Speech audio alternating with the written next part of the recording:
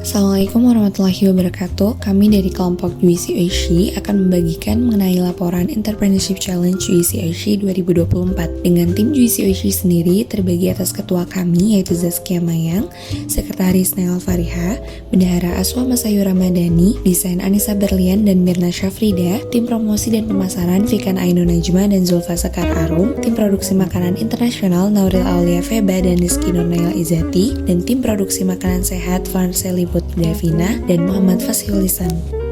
Visi dari perusahaan kami yaitu menjadikan produksi UIC Oishi sebagai pelopor dalam industri kuliner yang menggabungkan cita rasa internasional dan keunikan bahan Nusantara, serta memperkenalkan pengalaman rasa baru yang berkualitas dan bernutrisi bagi pelanggan. Sedangkan untuk misinya, misi kami yaitu menyajikan harmoni rasa dari budaya Nusantara dan internasional melalui inovasi kuliner yang memadukan cita rasa unik untuk menghadirkan pengalaman kuliner yang menarik dengan tetap mempromosikan kearifan lokal dan keberlanjutan serta kesejahteraan konsumen melalui bahan-bahan berkualitas tinggi dan autentik. Selanjutnya yaitu profil usaha. Nama usaha kami yaitu UIC Oishi yang bergerak di bidang industri makanan dan minuman. Untuk spesifikasinya, makanan internasional dan juga minuman sehat. Tagline kami yaitu Spill the Tea and Bet You Know Me. Nilai utama dalam usaha kami yaitu usaha kami sangat mengedepankan inovasi, pemanfaatan sumber daya alam, kualitas, dan pelayanan pelanggan.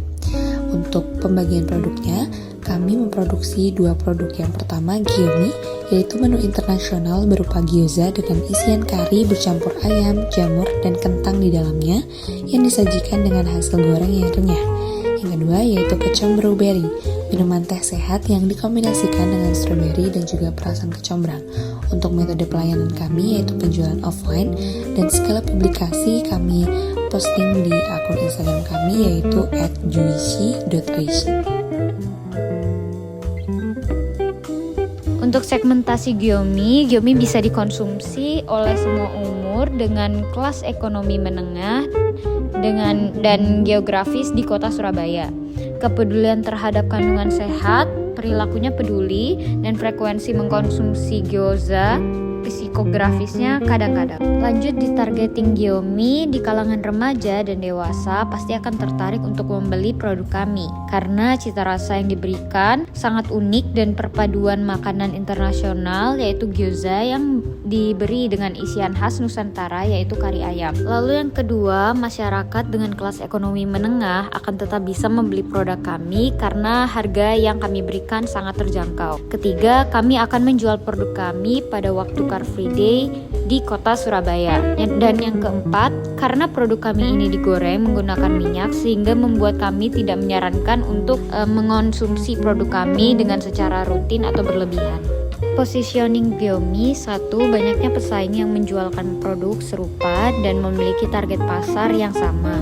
Dan kedua, keunggulan produk kami adalah kami menjual produk yang memiliki cita rasa yang khas dengan rasa kari yang kuat.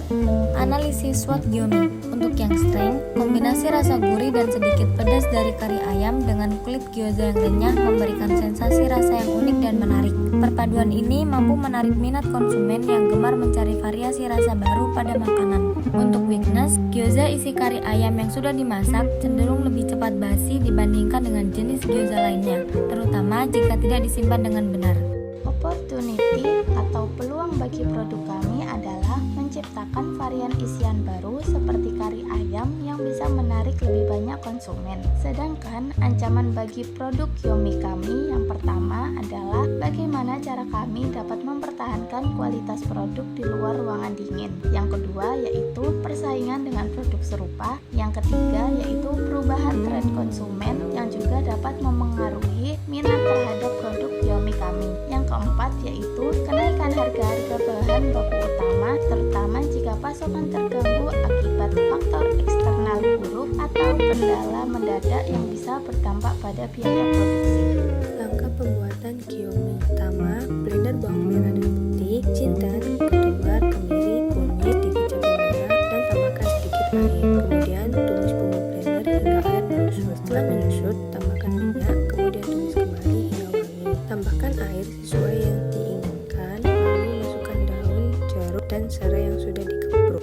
Setelah mendidih, masukkan ayam dada yang sudah disuir, kentang, dan juga jamur. Setelah sedikit menyerap, masukkan bihun ke dalam kuak dan tunggu hingga air menyusut. Setelah menyusut, tunggu dingin dan siapkan kulit gyozanya. Setelah dingin, masukkan karinya dan lipat gyozanya seperti bentuk gyoza pada umumnya. Taburi maizena agar tidak lengket satu sama lain. Terakhir, siapkan wajan dan minyak di wajan, kemudian goreng di api sangat kecil. Untuk dapat mengetahui biaya HPP, kita harus menghitung biaya investasi alatnya terlebih dahulu. Untuk biaya investasi alat Giomi sebesar 717.500, lalu dibagi dengan 60 bulan atau 5 tahun untuk perkiraan umur alat tersebut. Lalu hasilnya menjadi Rp11.958.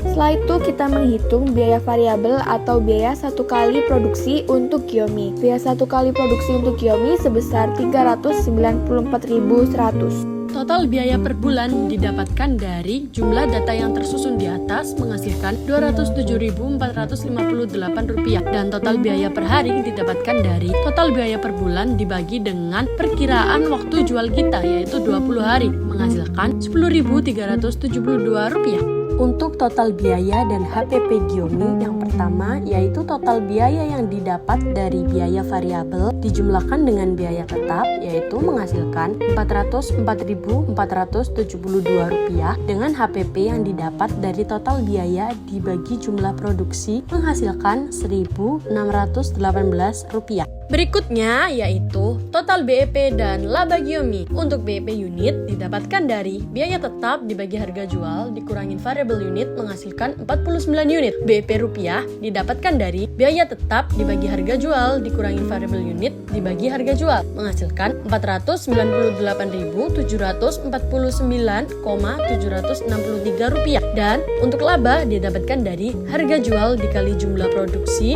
dikurangin total biaya menghasilkan Rp47.764.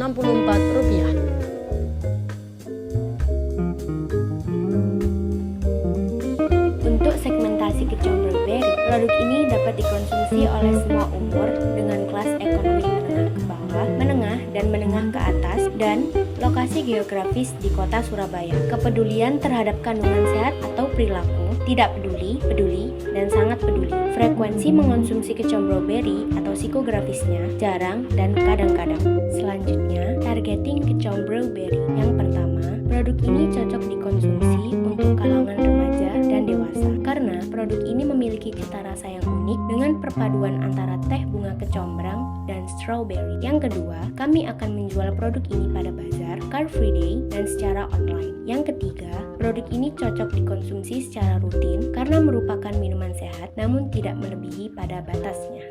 Selanjutnya, positioning kecombrang berry. Yang pertama, belum banyaknya orang yang menjual perpaduan produk teh dengan bunga kecombrang. Yang kedua, produk ini memiliki perpaduan rasa yang unik antara teh bunga kecombrang dan strawberry. Yang ketiga, masyarakat dari kalangan ekonomi menengah ke atas dapat membeli produk ini karena harganya yang sangat terjangkau. Analisis SWOT kecombrang berry. Untuk strength atau kekuatan, kecombrang berry merupakan minuman sehat yang dibuat tanpa penambahan gula dan memiliki rasa yang asam, manis, dan segar. Untuk weakness atau kekurangan, kombinasi rasa kecombrang dan strawberry mungkin tidak disukai semua orang. Beberapa orang mungkin lebih menyukai rasa teh yang tradisional atau lebih sederhana. Opportunity dan peluang bagi produk kecombrang berry yaitu dengan menggunakan platform media sosial untuk mempromosikan kecombrang berry untuk memberitahu dan meningkatkan peminatan kepada konsumen. Sedangkan ancaman bagi produk kecombrang berry yaitu masuknya produsen minuman lain yang menawarkan versi lebih menarik yang dapat meningkatkan persaingan pasar. Dan juga, jika produsen minuman lain menawarkan variasi rasa yang baru dan lebih menarik, maka kecombrang berry mungkin tidak lagi paling menarik di pasar. Langkah pembuatan kecombrang berry. Yang pertama, siapkan bahan. Pastikan semua bahan dalam keadaan bersih dan sudah dicuci. Yang kedua, blender bahan utama. Masukkan kecombrang dan blueberry ke dalam blender bersama 500 ml air matang, kemudian blender hingga halus. Yang ketiga, saring jus. Tuang campuran jus melalui saringan ke dalam wadah atau pitcher untuk memisahkan ampasnya. Yang keempat, tambahkan pemanis. Tambahkan madu atau gula sesuai selera. Aduk hingga tercampur rata. Yang kelima, sesuaikan rasa. Tambahkan perasan jeruk nipis atau lemon jika ingin menambahkan rasa segar dan sedikit asam. Yang terakhir, strawberry ke dalam gelas, kemudian tambahkan es batu jika ingin diminum dengan keadaan yang dingin. Biaya investasi atau biaya alat kecombrang berry yaitu 42.000 dengan asumsi penyusutan 60 bulan atau 5 tahun yaitu Rp700. Lalu biaya variabel kecombrang berry untuk satu kali produksi yaitu seharga Rp162.505.000. Biaya tetap kecombrang berry itu total biaya per bulannya Rp224.450, total biaya per harinya Rp11.223, total biaya dan HPP kecombrang berry itu Rp6.950. Sedangkan BEP dan labanya itu BEP unitnya ada 149,63 atau 150 unit, BEP rupiahnya ada 1.197.066, sedangkan labanya ada 26.272. Biaya investasi alat paket atau teh kecil jumlahnya 42.000. Biaya penyusutannya 132.000 dibagi 60 bulan sama dengan Rp700.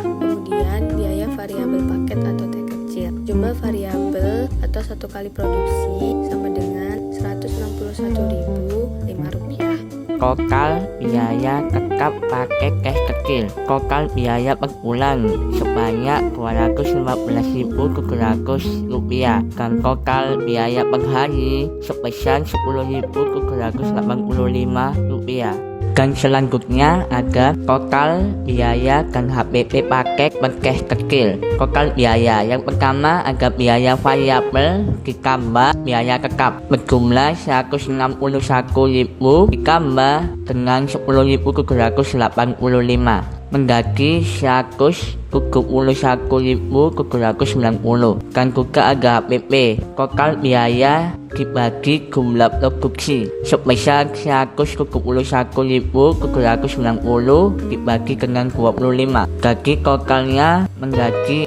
Rp6.872. Dan yang terakhir ada BEP dan laba paket per cash kecil. BEP per unit biaya tetap dibagi dengan harga jual dikurangi variabel unit, jadi 103.729 dibagi dengan 10.000 dan dikurangi dengan 7.882 menjadi 103.729 dibagi dengan 2.118 menghasilkan 48,98 atau menjadi bulakan menjadi 49 unit. BEP rupiah biaya tetap dibagi dengan harga jual dikurangi variabel unit dan ditambah dengan harga jual sebesar 103.729 dibagi dengan 10.000 dikurangi dengan 7.882 dan dibagi dengan 10.000 menghasilkan 207.458 dibagi dengan 2.118 dan dibagi dengan 10.000 dan hasilnya adalah 499,763 dan laba